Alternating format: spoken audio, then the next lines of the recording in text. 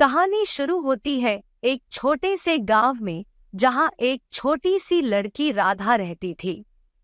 राधा बहुत ही प्यारी और होशियार थी। उसकी माँ रोज उसे एक नई कहानी सुनाती थी। राधा को पर्वतों और तारों से प्यार था। रात को जब सब सो जाते थे, तब वह खिड़की से बाहर निकलती और आसमान की तरफ देखती थी। उसे पर्वतों की सुंदरता और चांद तारों की चमक में खोना पसंद था। एक रात राधा चांदनी की चमक में खो गई और चांदनी से बात करने लगी।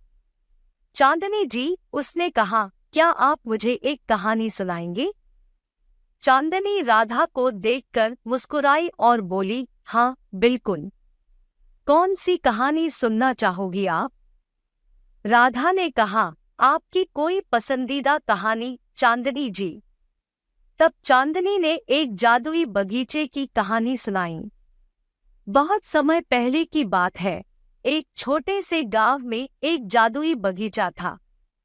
इस बगीचे में हर चीज सोने से बनी होती थी। एक दिन एक छोटा सा बच्चा इस बगीचे की ओर बढ़ा। उसने देखा कि पेड़ों पर सोने के पत्ते हैं, फूल सोने के बने हैं और जितनी भी फलियां हैं वे भी सोने की बनी है। यहाँ का हर रंग, हर सुगंध सोने की तरह चमकता था। बच्चे ने एक सुंदर सा सोने का आम तोड़ा और एक सोने की झूला में बैठा। झूला सीधे ऊपर उड़ा, रंग बिरंगे बटन बन गए जो बच्चे को एक मजेदार खेत में ले आए। उसने एक चमकते हुए फूल को हाथ में लिया और वहीं से सोने का बना हुआ एक खिलौना निकला। बच्चा हैरान हो गया। वह फूल और अन्य चीजों को छूते छूते उन्हें सोने के बने हुए खिलौने में बदल देता। उसने बगीचे का हर कोना देखा, हर चीज को सोने में बदला। लेकिन बच्चे ने समझा कि सब कुछ सोने में ही अच्छा नहीं होता। उसने एक पुरानी किताब देखी जो सोने से बनी नहीं थी। वह खिलौना छोड़कर किताब पढ़ने लगा।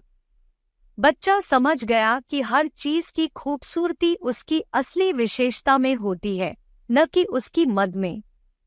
वह बगीचे से बाहर चला गया, लेकिन उसने उस जादुई बगीचे की सच्चाई को समझ लिया था। इससे हम सीखते हैं कि विशेषता हमारी असली कीमत होती है और खूबसूरती सिर्फ देखने में ही नहीं, बल्कि अपनी समझ में भी होती है। राधा ने ध्यान से सुना और सपनों में वह खुशी से नींद में गुम हो गई। राधा की आंखें बंद हो गई और वह चांदनी की बातों के साथ खुद को वो जादुई बगीचे में महसूस कर रही थी। उसे एक प्यारी नींद आई जहां वह जादुई दुनिया में सफर कर रही थी। फिर सुबह हो गई और राधा ने खुशी से आंखें खोली और एक नए दिन की शुरुआत की।